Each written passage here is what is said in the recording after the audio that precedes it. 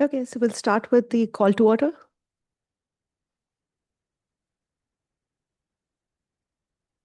Okay. I will do roll call. Commissioner Hefner, Present. Commissioner Rahman, Present.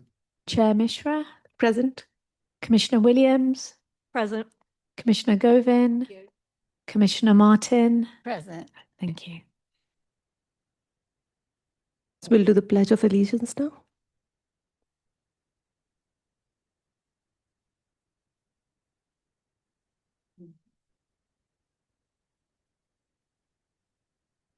Pledge allegiance to the flag of the United States of America and to the republic for which it stands, one nation, under God, indivisible, with liberty and justice for all.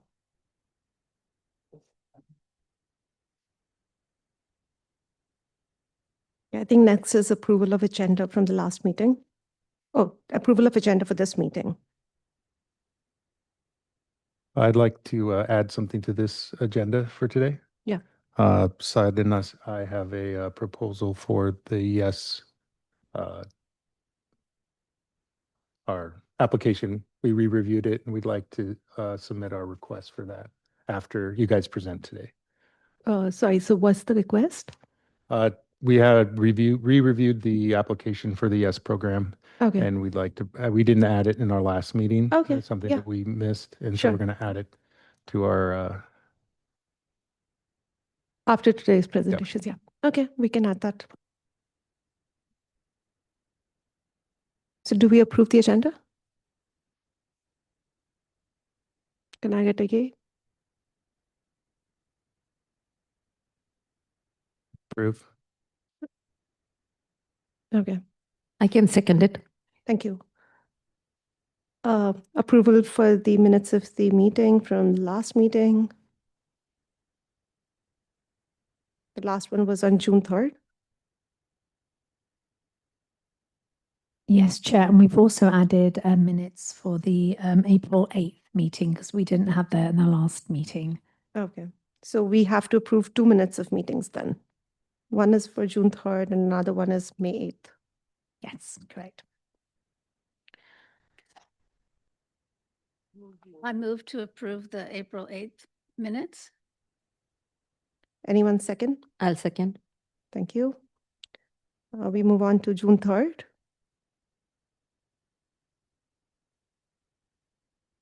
Anyone wants to approve the minutes for June 3rd? I moved to approve the June 3 minutes. Anyone second? Second. Thank you. I'll abstain from that one since I wasn't present. Sorry, who seconded that? Okay, thank you. Do we need all yays or is it just a motion and a second, Rita? Yes, we ask for a approval and a seconder, and then traditionally we'll have people vote. Yeah, so the way that it would typically go is you'd ask for a first and a second on the motion. You would discuss it if needed, and then you'd say all those in favor. Those in favor would say aye. Any opposed would then say nay, and then that motion would either carry or fail based on the vote. Yeah, basically, there have been commissioners who were not present for June 3rd. So it would be nice if someone who was present approves it, right? I think like Commissioner Williams did, those who are not there could choose to abstain from the vote. Okay. And then everyone else could choose either yay or nay. Makes sense. Okay. Okay, we move on to the public comment.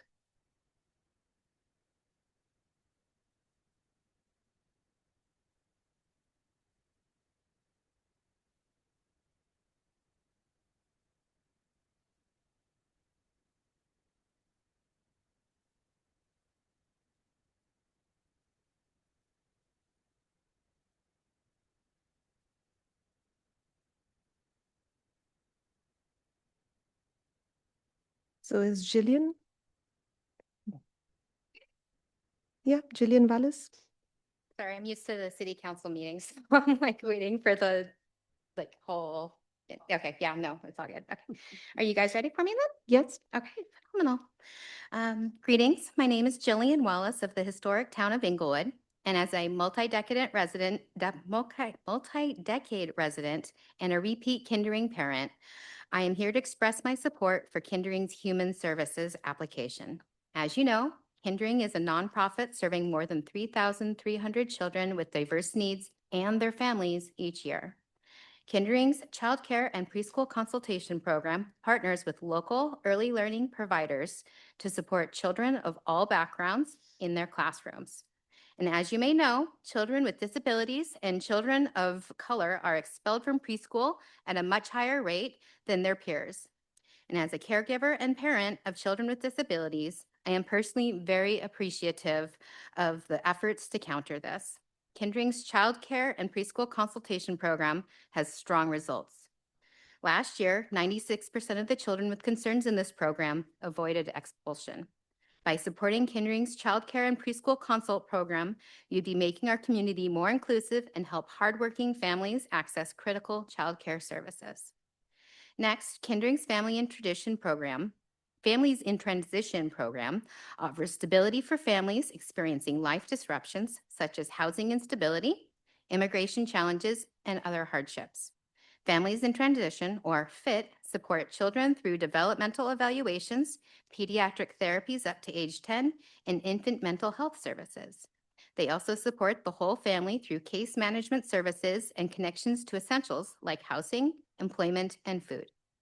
Last year, 88% of the children in FIT program made measurable progress towards their developmental goals. It really does help.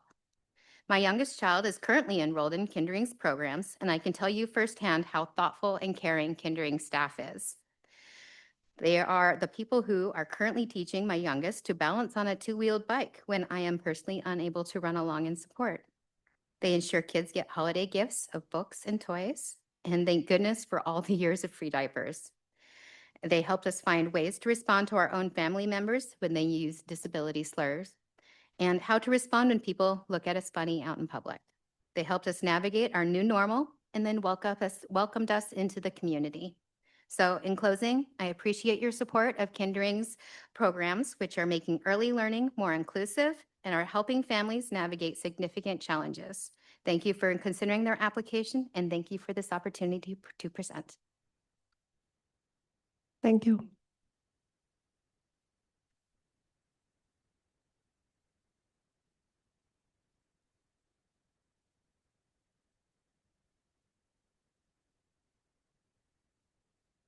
Any other public comments? No other public comment.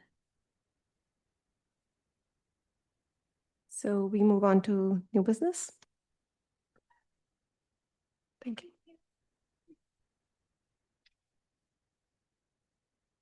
So today we'll be doing the domestic violence and cultural inclusion grant application reviews.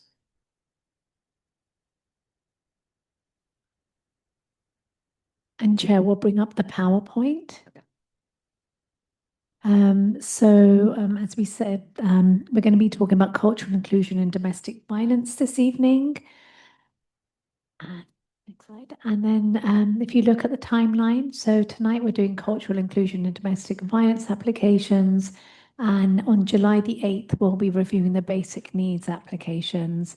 And then hopefully, once we've gone through the applications on July 8th, we'll begin discussing final recommendations. And then on the September 9th, we'll develop a final recommendation for City Council. And we hope to go to City Council to present in October.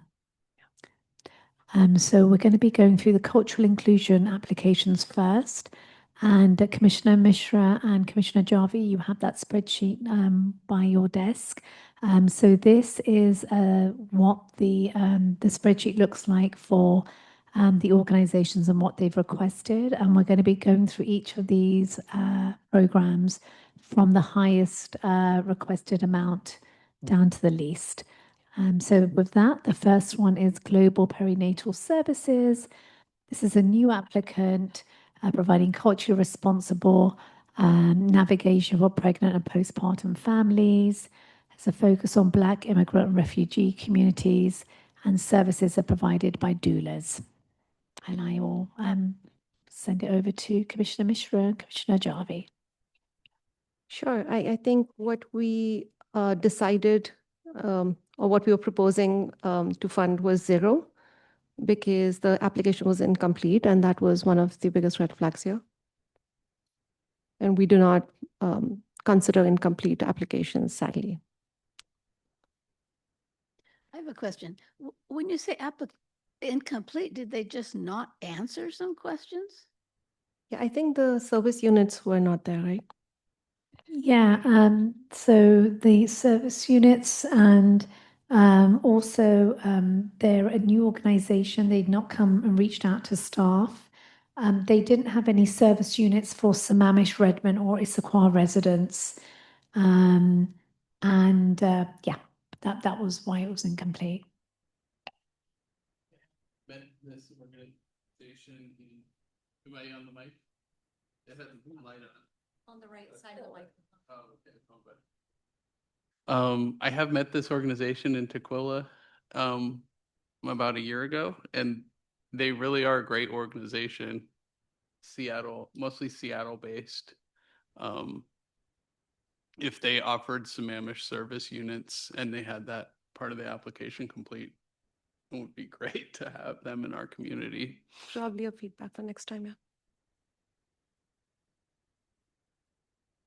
Okay, we'll go on to the next application. This is Central Cultural Mexicano. They requested. Rita, sorry, I have Sorry. a question.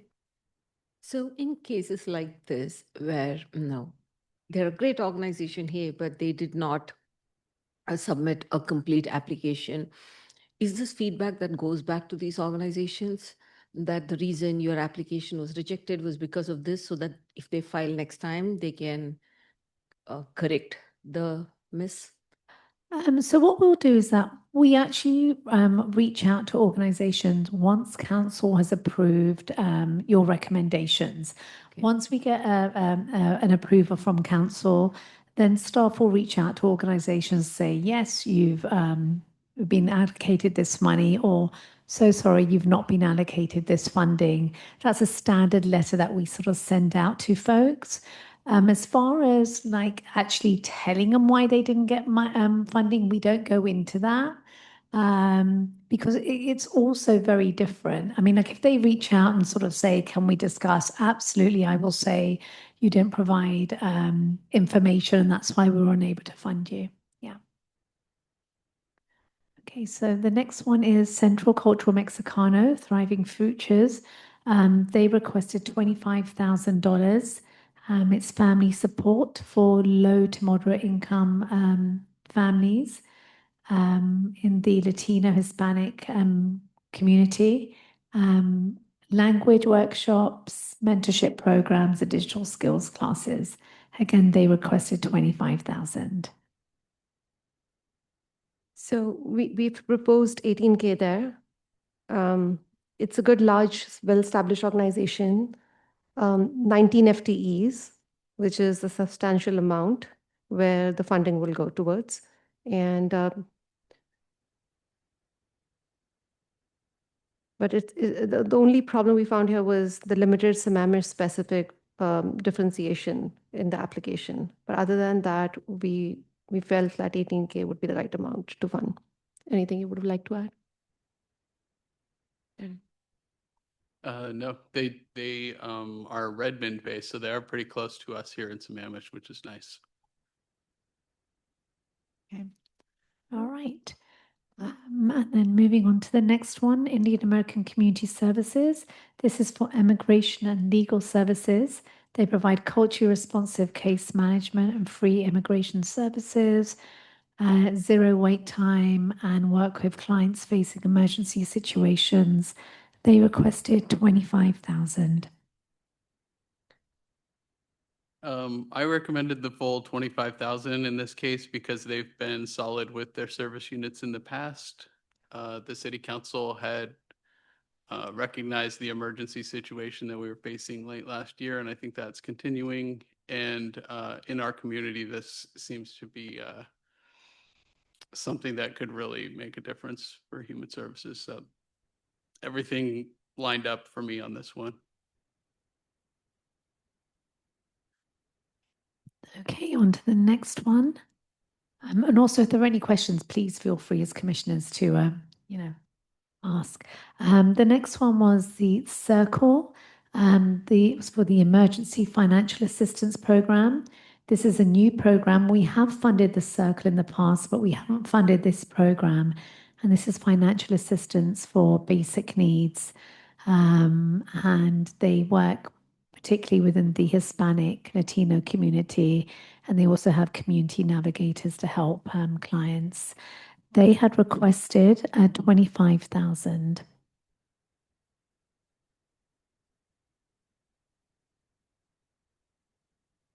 Sorry, I'm just trying to find them through my list.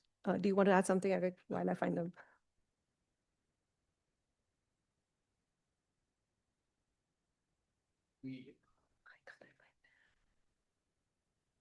In our evaluation of this, we recommended 5,000, No, 10K. 10K. So we recommended I'm 10K off for by that. a row, sorry. 2 circles. So they requested, what I understand is, So sorry, Commissioner Mishra, so this is for the Circle, the Emergency Financial Assistance Program, and this was a 5,000 recommendation. And then for the community navigation, that was 10,000. That's the one next. so we're talking about the emergency financial assistance, Yes, right? exactly. So, okay, so here I think we recommended 5,000, you're correct? Yes, yeah. Okay. So it's a new program. And I think they have a very high budget growth, which they have perceived in the next 1 year. Yeah, that's If all. I have recall notes. correctly, one of our reasons for not matching the 25 is because in our assessment, the service units plus the new program, we didn't want to provide, we wanted to provide something that they would be able to succeed at and not leave money on the table. Yeah, this is a new program. How many service units do they expect to take care of?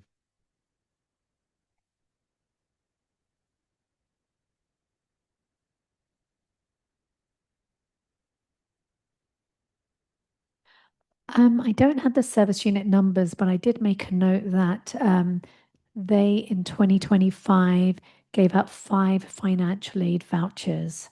So I think that kind of helped Commissioner Jarvie and Commissioner Mishra come up with the 5. Yes, yeah. So I think that also factored into your decision that in 2025 they had only given out 5 financial aid vouchers to Sammamish residents.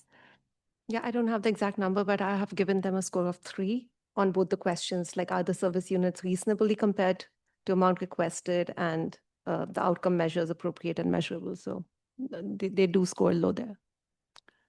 Thank you.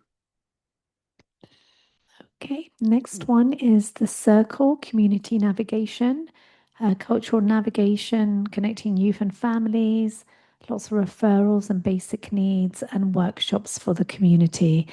They requested 23,940. Seems pretty precise.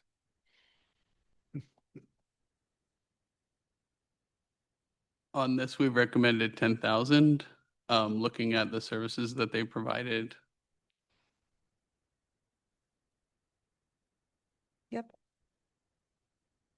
There's also the consideration that the Circle is asking for 3 different grants here. So that's in context as well. Next one is Indian American Community Services for the Human Service Program. This comprises of 3 programs, the senior programming, women's programming focusing on mentoring and economic self-sufficiency, and a youth leadership program. They are requesting 19,000. 20,000. Actually, 20,000. yes, 20,000. Yep.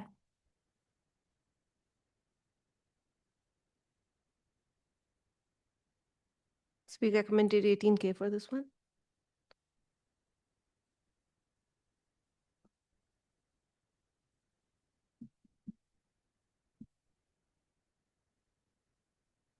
Yeah, so comprehensive daily programming for seniors, youth, women. Quite a huge number of Sammamish residents are impacted, 206 to 300. 3 FTEs, 3 full-time employees they have. And with a 40% increase, which is pretty proportionate increase from last year. So we are recommending an 18K grant there. Which, if I recall, is an increase over what they received last year. It's not the 20 that they're requesting, but it still represents an increase on our side. How much was the recommendation? So the recommendation was for 20,000. Last year, we gave them, Request was for 20 and the recommendation is 18. Okay. and last year, just an FYI, we gave them 14,300 14,300, for this. And are they proposing more service units this year? or Yes. it's around the same? Yes, there is a proposed increase.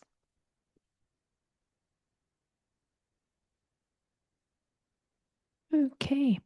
Next one is RoboCodo, Eastside Youth Mentorship Program, providing robotics AI mentorship to African and Arabic speaking immigrant youth, preventing school to prison pipeline, and they are requesting 19,000.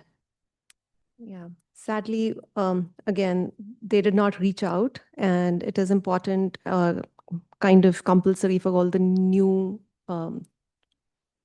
organizations who are actually applying for the first time to reach out to the staff and kind of talk to them.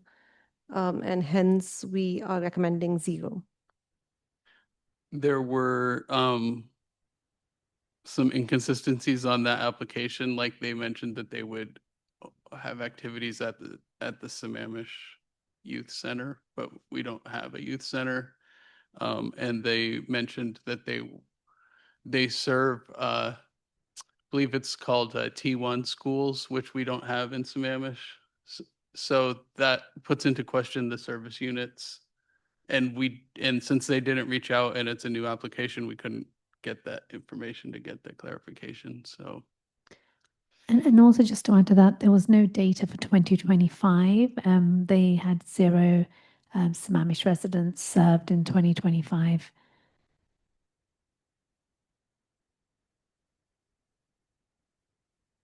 For service units?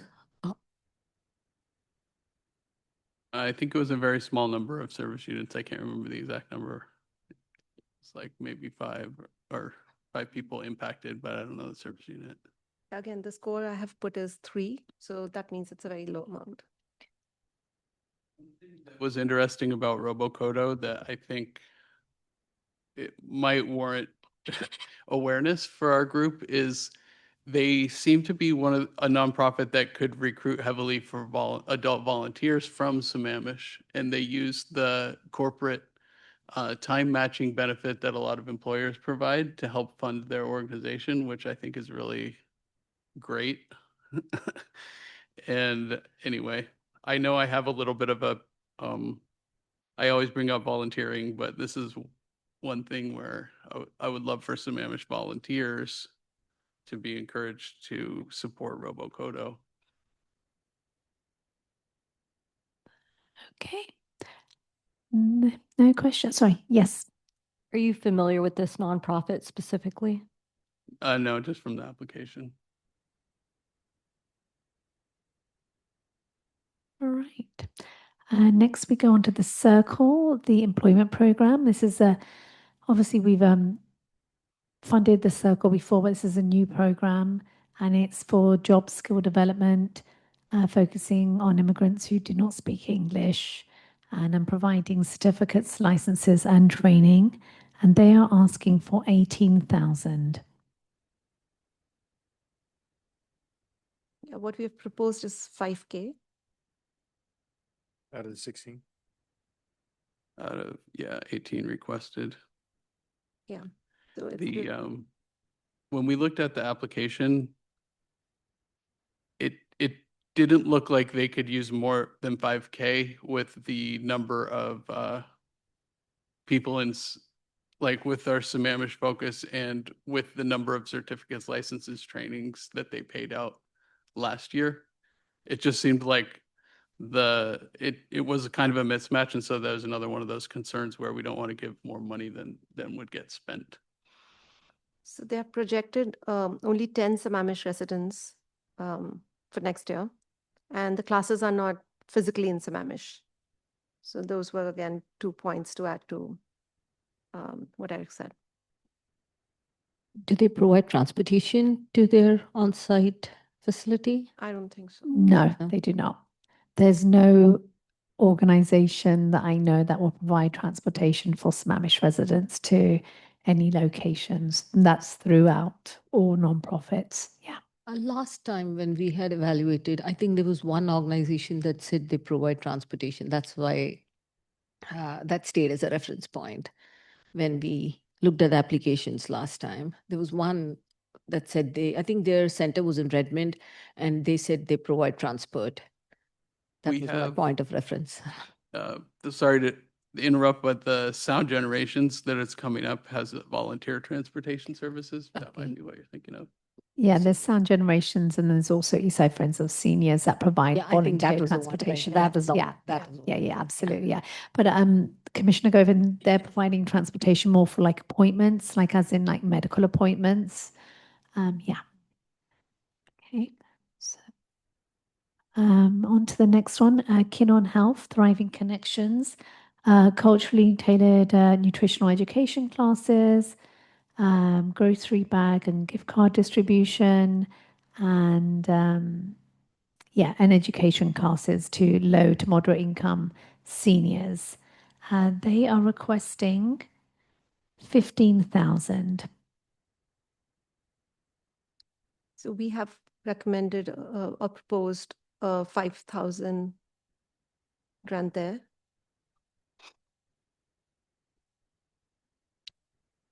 So they've proven themselves in Bellevue, but they're new to Sammamish.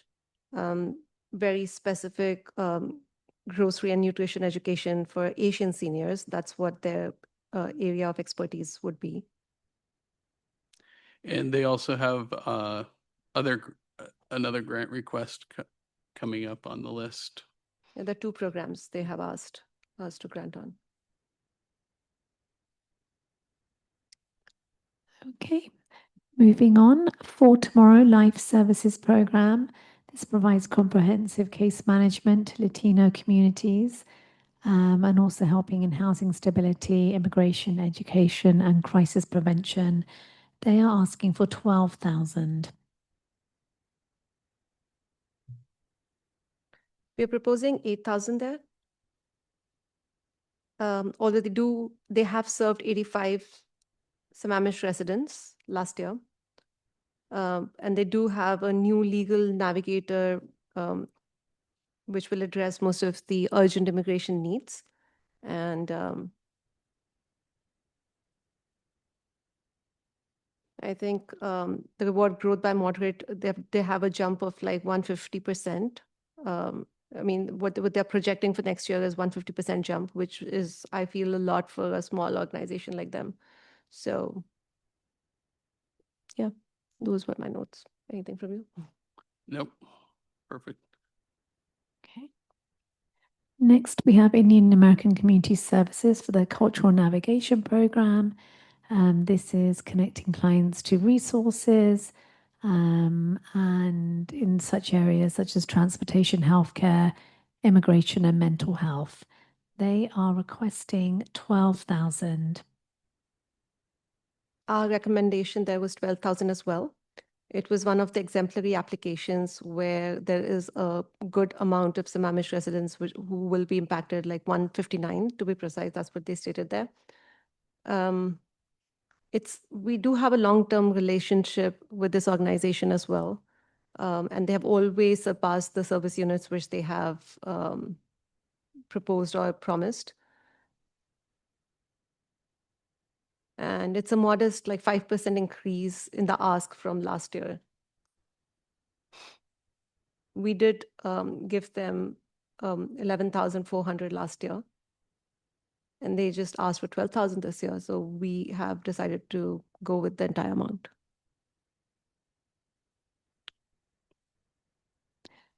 Next one is Jewish Family Services. This is for the Russian language older adult program.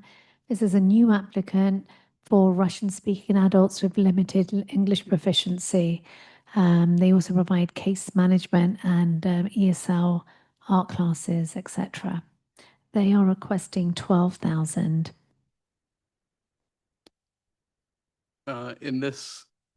For this program, we recommended 7,000, looking at the nature of it as a new program. We're really excited that they are having so much success with Russian language here in Sammamish. And I think if I recall our evaluation, the 7,000 reflects what seems reasonable for a successful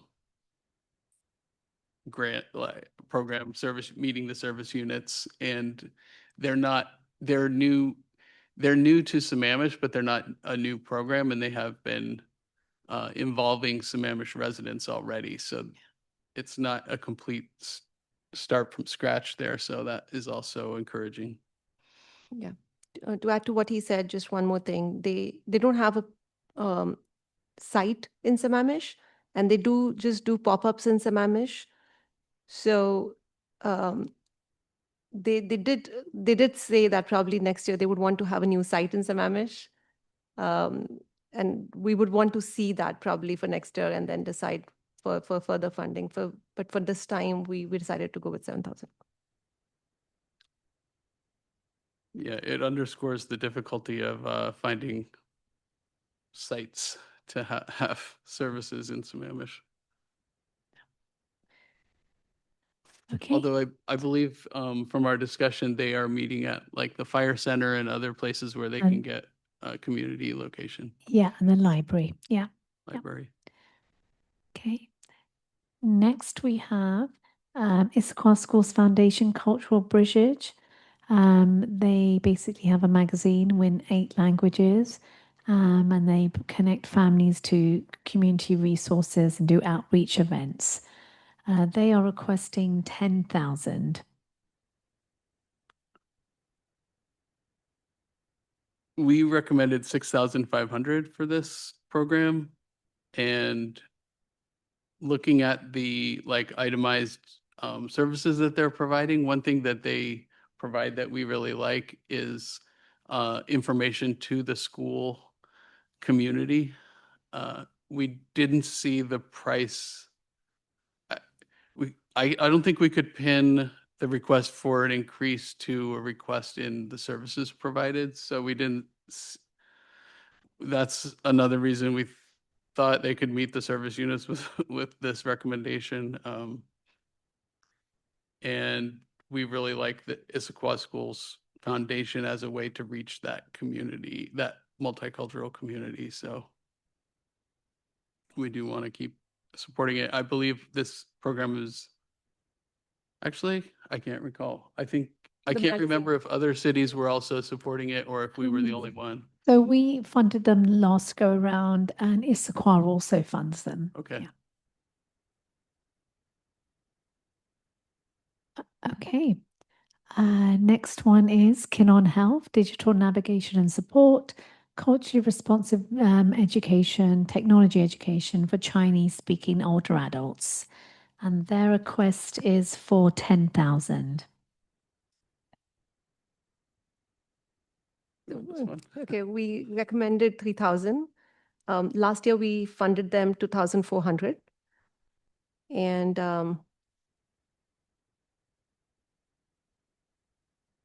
I don't know, I haven't written the reason We here. didn't see a significant reason for the increase in cost. Yeah. Although, costs do go up. This is an interesting program where they're helping seniors with, I believe, digital navigation, meaning using technology successfully with one-on-one classes for the seniors, Yes. which is a unique and But the request is very high. I mean, it was high jump in the request from last year to this year, and we did not see anything different in the application. So we recommended them 3,000. Next, we have Ethiopian Community in Seattle, their Culturally Responsive Support Program. This is a new application that provides cultural services to the Ethiopian and East African community. Services are offered in South Seattle, and it assists residents in housing, employment, and healthcare. They are requesting $8,400. So we recommended 0 here, as there is a low impact on Sammamish residents. Currently, there is no local presence, and the impact for next year is also proposed to be or projected to be 15 Sammamish residents.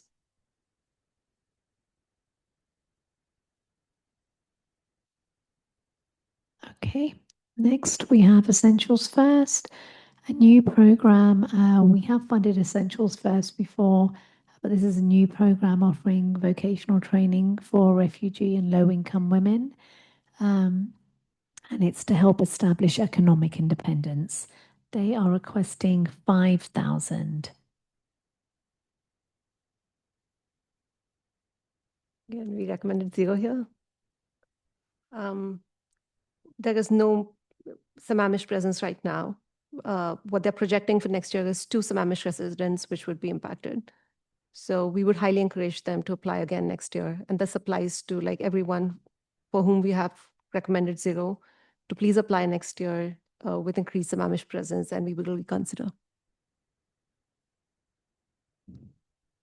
Okay, and the last one in this in cultural inclusion is the Open Door Multicultural Disability Support, providing culturally responsive case management for people with disabilities and parent support groups, and they are requesting $5,000. We have recommended 5,000 there.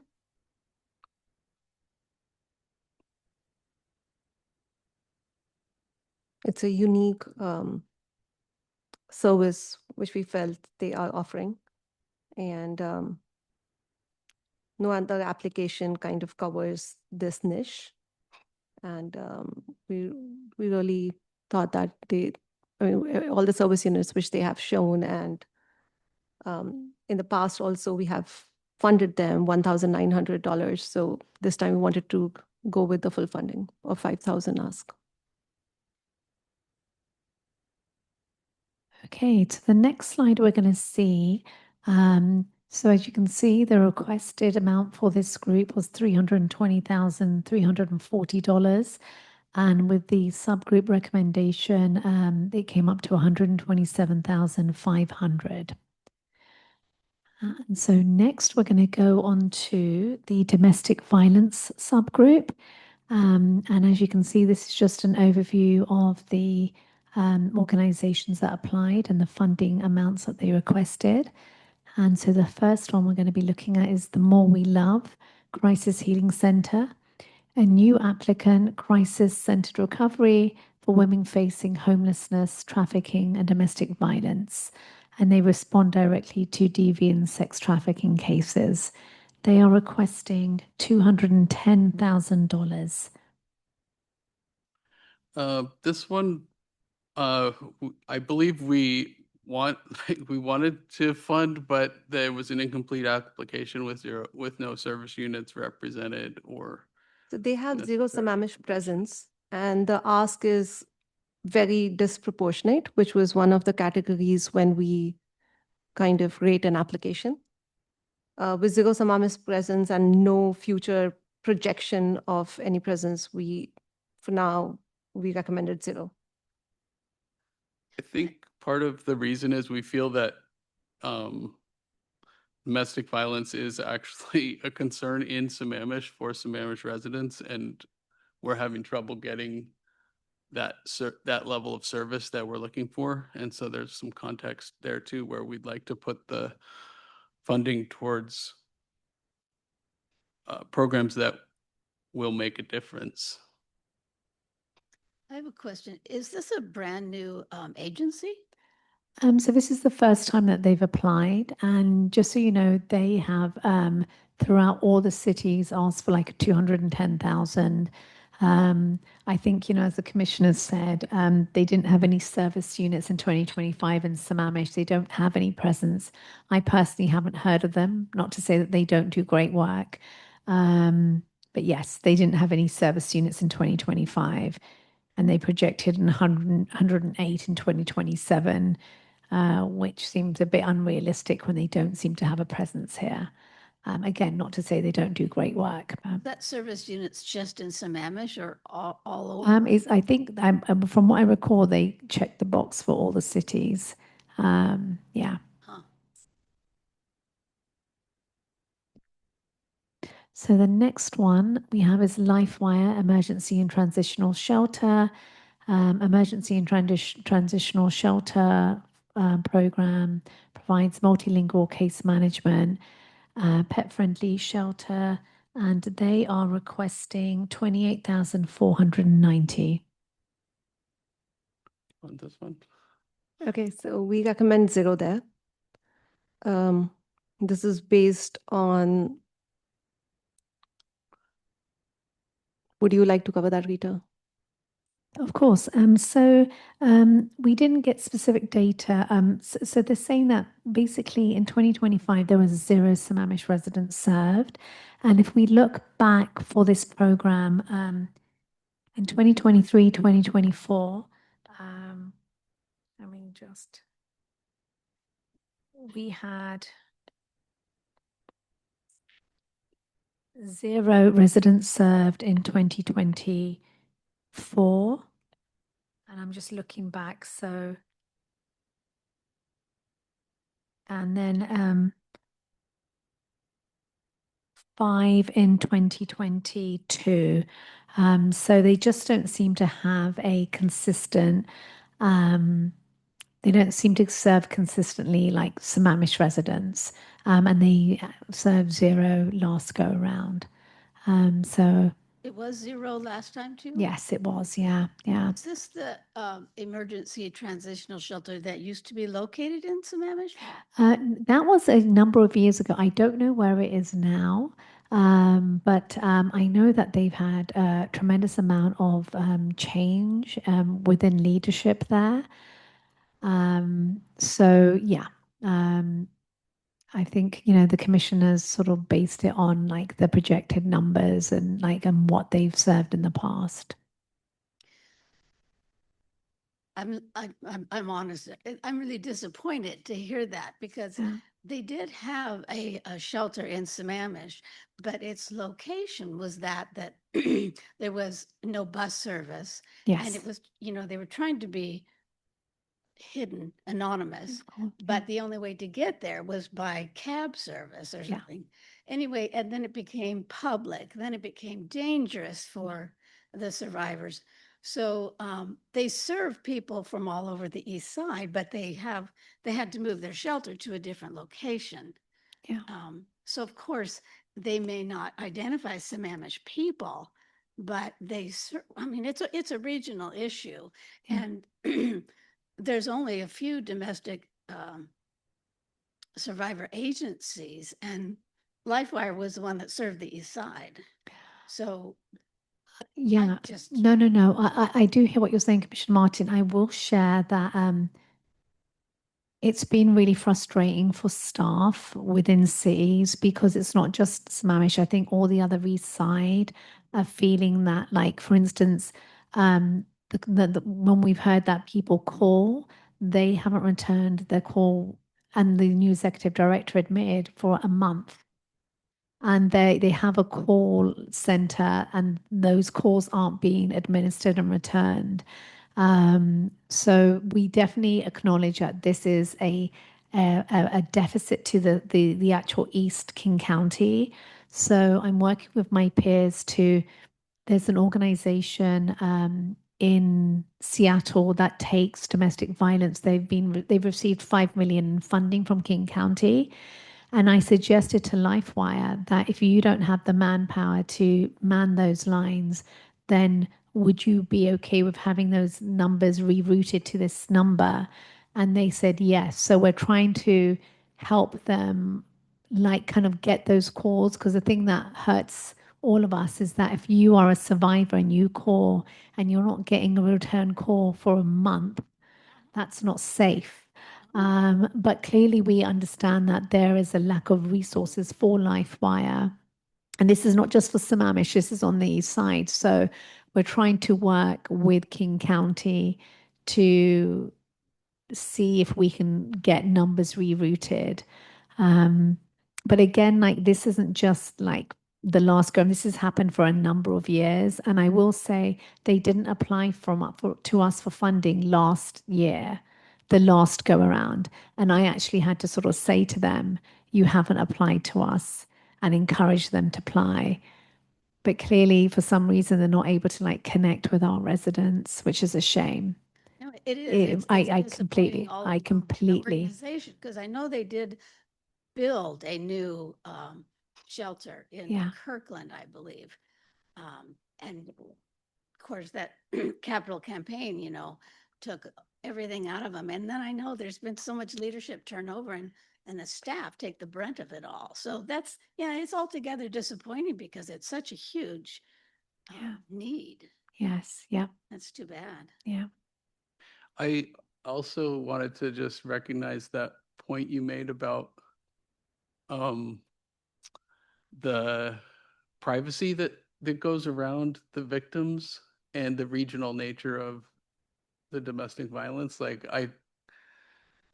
I feel like some of the criteria we might use in other programs we should be a little softer on the domestic violence because of that. They're intentionally trying to leave a dangerous situation and go somewhere else in the region. Mm-hmm. So I'm glad that you brought that up because that's something that I've been thinking as well.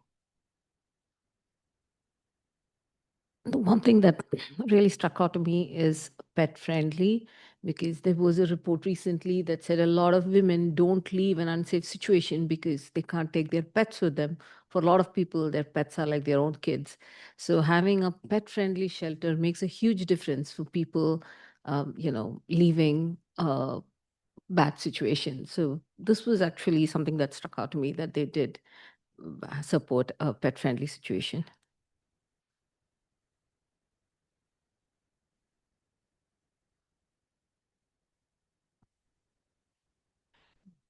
Okay, shall we move on to the next one? Next one is domestic violence survivors. They provide hotel vouchers, cell phones, temporary shelter, and medium and long-term rental assistance, and they are asking for 25,000. So we recommended 3,000. It's a all volunteer run organization. There are no paid staffs. It's a significant capacity and fiscal management concerns in the application. The outcome measures which were mentioned there were very vague. It's an admirable mission, but infrastructure is insufficient for this funding level, which they have asked for. I think we do feel good that the 3,000 will be met. Yeah.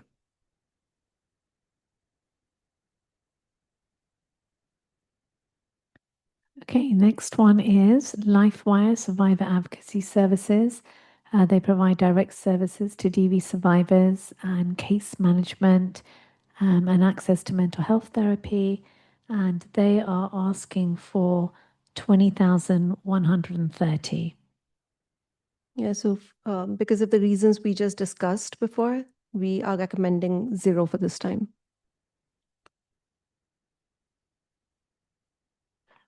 For me, one of the points that's kind of essential is that if they're providing these services, they need to answer the phone.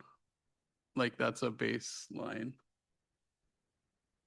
And also just to sort of add, like we funded them last go round for this program, and we did not we did not pay out in quarters 2, 3, or 4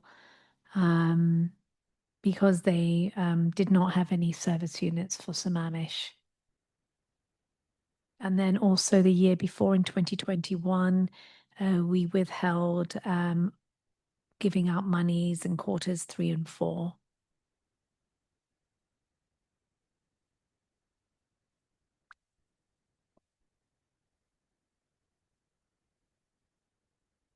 Next one is Indian American Community Services, domestic violence.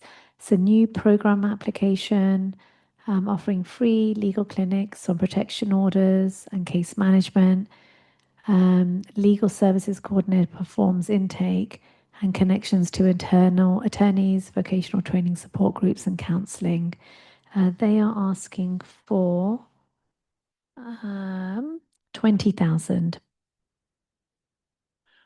This one, we matched the request of 20,000 in our recommendation.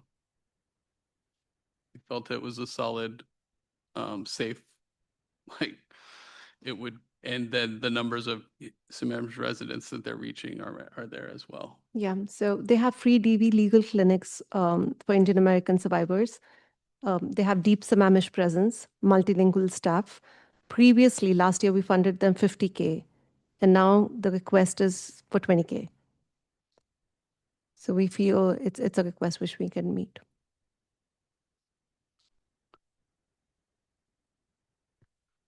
Okay, next we have a Project Be Free, a DV advocacy program, new applicant, providing holistic support to those impacted by DV, providing case management, counselling, and support groups. And this was an incomplete application, and they are requesting 10,000. Yes, sadly, because of the incomplete application, we are recommending 0 for this time. And we highly encourage them to apply back again next round.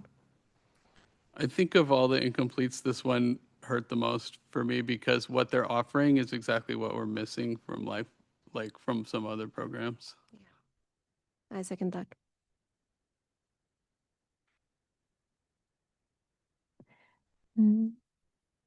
Next one is King County Sexual Assault Research Centre, providing comprehensive trauma-focused crisis and advocacy services and 24-hour crisis intervention.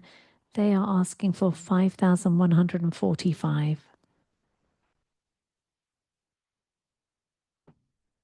Okay, so we are proposing to grant 5,145, the entire requested amount. They have a 24-hour crisis line. They have forensic exam support, legal advocacy. It's only a 5% increase from last time. And last cycle, we did fund them with 4,900.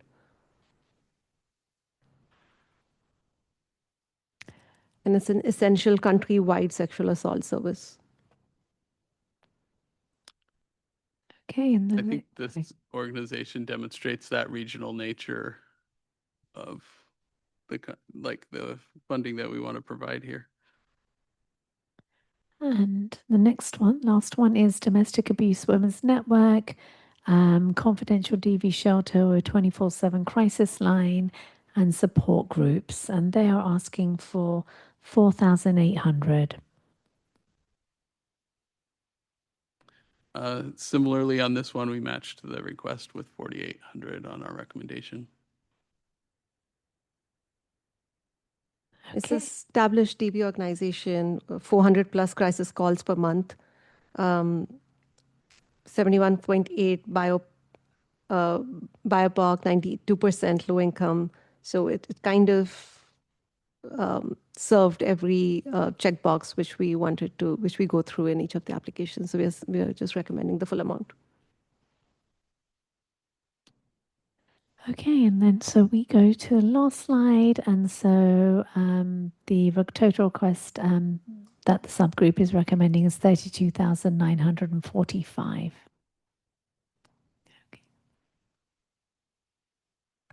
I had a question for the commissioners who looked at this. I think domestic violence is an area where multilingual support, I think, would be super helpful because I think especially women come here, don't speak English, and nowhere to turn to. They kind of get trapped. But I didn't see a lot of multilingual services in this list. Like, did we not receive any applications at all from? Yeah. So what you see here are all the applications for domestic violence. We encourage and we try and sort of speak to as many organizations as possible. A lot of those organizations maybe do have like multilingual volunteers or speakers. But yeah, but these are the only the organizations that apply to us. Yeah. Okay, thank you. I think like the Indian American Community Services has some multilingual, and I believe the King County Sexual Assault Resource Center said they did English and Spanish.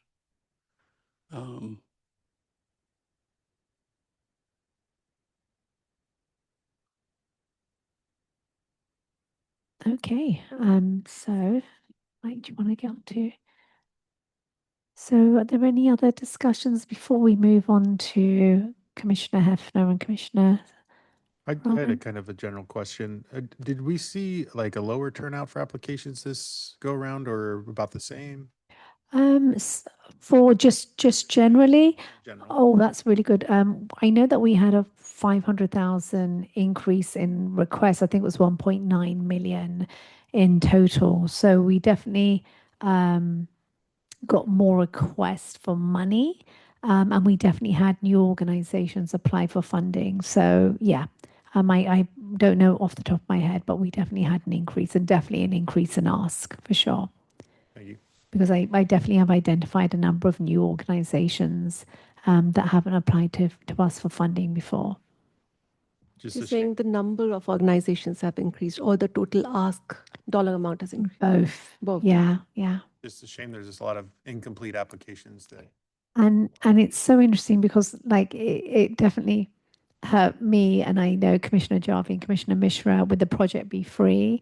And so like I reached out to my peers, and so, you know, they're not funding either, like, you know, in that, I mean, it was severely incomplete. You know, there just was nothing in the way of service units, resident numbers. Yeah. If I can make a comment, one idea that came to mind for future processes, like if this is an evolution of how we do things, is sometimes in my work where we have an intake form, the form itself won't allow the submission unless certain things are included in the form. That's a great point. Yeah. And we might be able to design our process in a way that incomplete applications are not even possible to submit. That's fascinating. Like that's above my pay grade and my Yeah. brain grade, but It seems like a simple concept Yeah.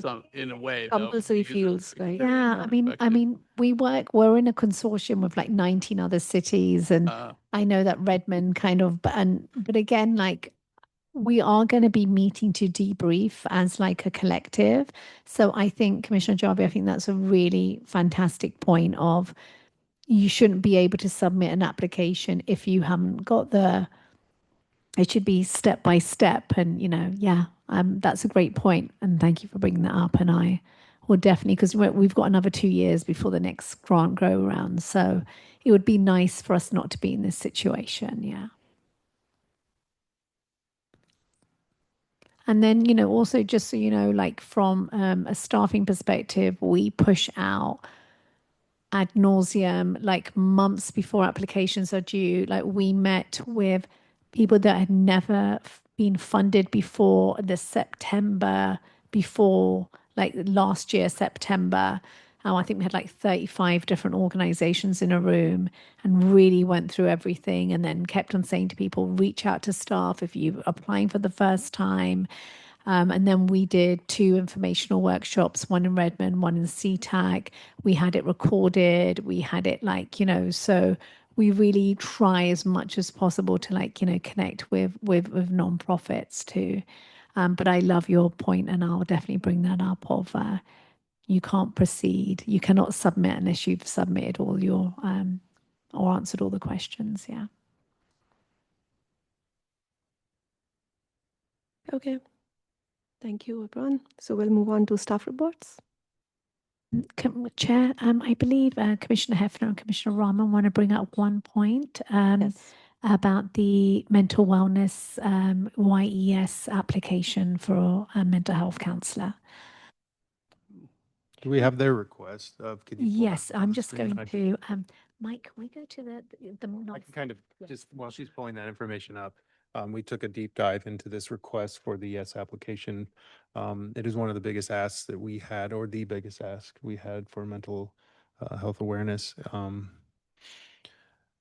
Rita went back and forth with them, asked them multiple questions about where the funding would go, funding the full-time counselor, how they would be implemented into the schools. Ultimately, I decided that we feel like their inclusion in the schools wouldn't be where the ask of what they had, and that if we did a partial uh, allocation to them, we don't feel like they would be using that. Um, Over the past, I think, 2 periods, Rita said that they didn't meet uh, their, their service units. So we just felt like that was a trend going forward after they pulled Crosspath, I think it was called, here from, it doesn't seem like they're as motivated to be in the community. And so we decided not to fund them. What was the ask? Sorry. It was around, I think, 100. It was 110,000. And we thought a partial allocation of that would be better used elsewhere in the community. So you're recommending 0. So yeah, our recommendation would go down to 0. Did we fund them last year? Yeah, they had the full-time counselor last year down. Yeah. And then they weren't able to meet the service units later in the year when that was pulled. And so we thought, trending that direction, that those funds could be used elsewhere. So that was our recommendation. Did you have anything else? So you're saying this was based out of the application, or was there any communication done to gain more information using which then the decision was taken? Yeah. So we had a couple email correspondence between Rita and. Yeah, we asked some clarifying questions. I'll let Commissioner Rahman speak, and then I can add to this as well. Yeah, I had the same thoughts yesterday when we met. I thought that because it's a new kind of service, and they didn't in their application, it didn't seem like they were confident enough, kind of like in the way that they were like in their service units, and also like the locations that they were proposing where they were going to do the counseling. There wasn't enough locations in my opinion. So yeah, those are like my thoughts about it. Can I just sort of add to that as well? I think the most compelling thing is that they had a 15, they were asking for 110,000. They had a 51% reduction in service units from the last application. So whereas in the last 3 iterations where we funded them, we had 959 service units, they then reduced it to 490. And I also feel like when the commission first funded this program, the mental wellness landscape looked very different. We now have a third more people applying and a lot more kind of targeted mental wellness towards Sammamish residents. So I think it was the 51% reduction in service units that just didn't add up. And also, whereas before the counsellor that we did fund through CrossPath, there was a number that anyone could call. They were taking that number out. And so they were going to put that counsellor in a school. And just the fact, and then we also asked about like if we partially funded, they basically said they couldn't guarantee an additional funding source to this. So normally, commissioners, if you partially fund a program, we can prorate. Like, if you only fund a program at 50%, we'll prorate the service units. They basically are saying like they're not going to have someone work hard part-time in this. They're not going to be able to recruit for that. Hence the recommendation by the commissioners.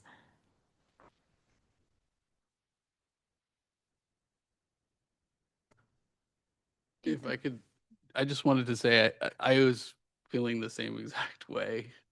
And also, I feel like it was worth it to Sammamish when we were paying a premium for having somebody that was available in an emergency immediately when someone needed it. Because I think a lot of times the residents here, they need somebody right away, but then they can find given a little bit of time and help to find the right services, then they're good, like say the next couple days or week or so after, because they're plugged into other service providers.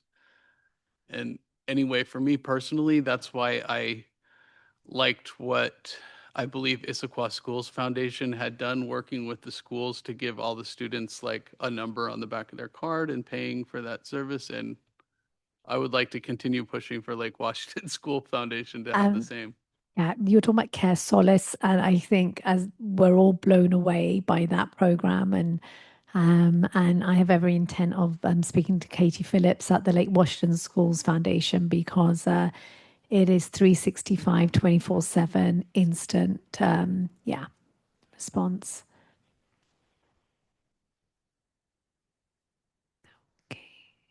Any other questions on the? Okay. Oh, we'll move on to staff reports now. Yikes. I don't think I have much to report. I'm very sorry to say. Gosh, let me see. We have the Pride Farmers Market coming up next week. The city will have a table, and we have seven non-profit community groups attending. So we'll be right outside City Hall. Okay, yep, 5:30, the council will be speaking. And so we'll and the city will have a table, and we have some youth clubs from the different high schools attending, as well as community groups. And let me see what else. Oh, and then I presented to Nourishing Networks yesterday. Nourishing Networks is an informal group of community group, and they have an Issaquah Sammamish group. So just, presented to them, explained what we do in human services and Sammamish, so more folks are aware. And other than that, just really knee deep in applications. Um, Nothing glamorous, I'm sorry. Thank you for that. Any commissioner reports?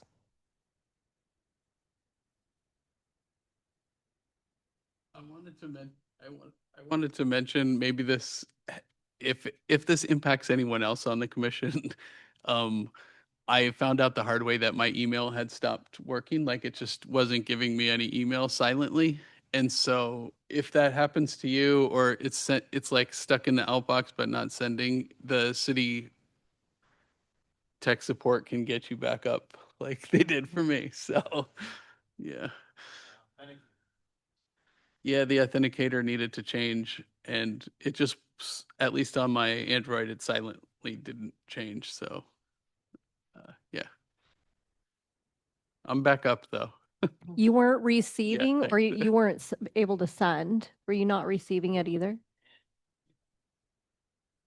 Oh, okay. Yeah, it wasn't working, and nothing was working, but I could still see my email. I just was like, why didn't I get any email from Rita? So, but yeah, we sorted it. I don't mean to be a negative Nancy, but I remember that Eric had brought up the audit at King County. Did anyone ever see the report or any? Yes, I mean, just through my peer group, yeah. Okay. Do we know if any of those nonprofits applied here? I don't believe so. I mean, I can double check Commissioner Williams. So, but yeah, yeah. Okay. Just so you know, that wouldn't happen at the city, because we do monitoring visits every 1 to 2 years, and we are on it. I just wasn't sure how many new applications. Yeah, and I think for in that program, they were giving a lot of upfront funding to organizations that they maybe necessarily hadn't funded before.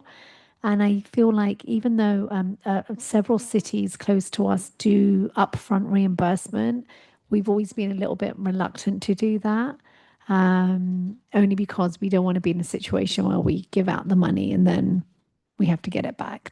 So yeah, we definitely had the reimbursement model here. Yeah.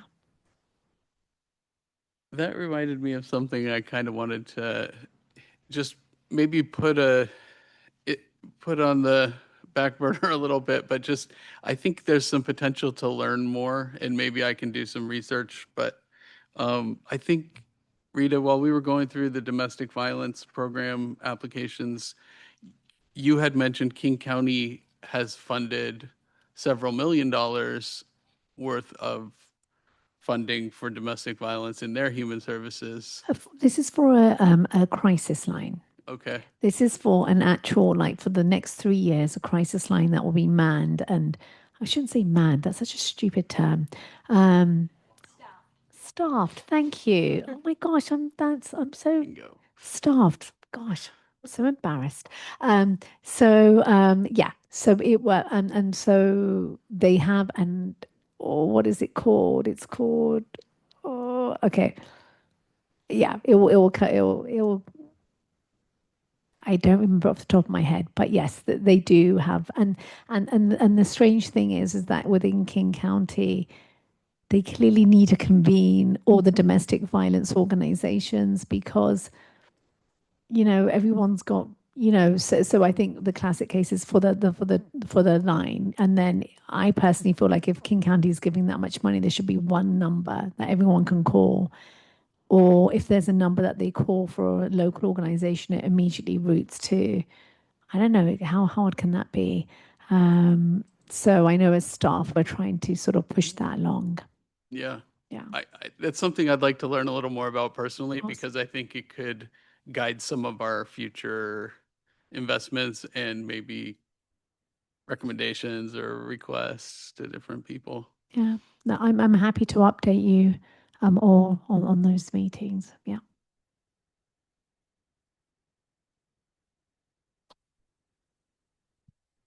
Thank you, everyone. The next we have next meeting agenda topic, which is on July 8th, and we will be discussing the basic needs grant applications there. It'll be a long night. Yes. That's like our biggest group, right? How many Biggest group. applications did you guys review? Are you reviewing? Do you have a like a bunch of incomplete ones also, or are yours mostly complete? As far, I think.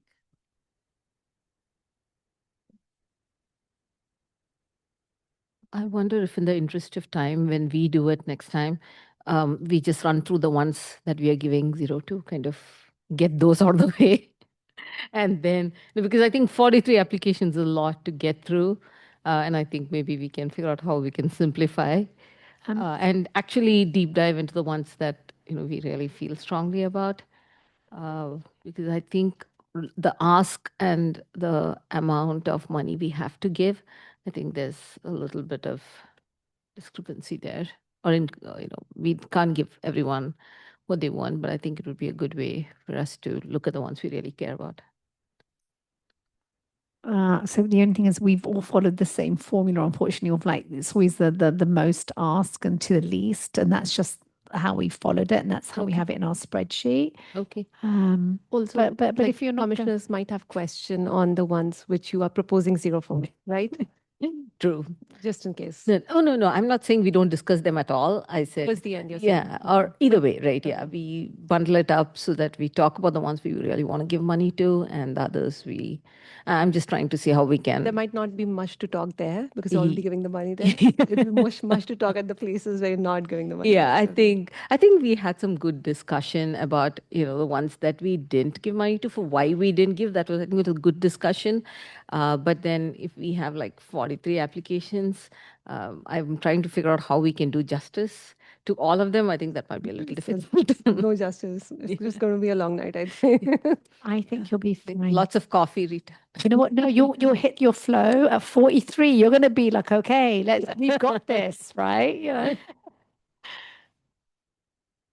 Okay. So we are adjourning the meeting then. Okay. Anything else from anyone? No, Okay, meeting adjourned. All right, Thank you, everyone.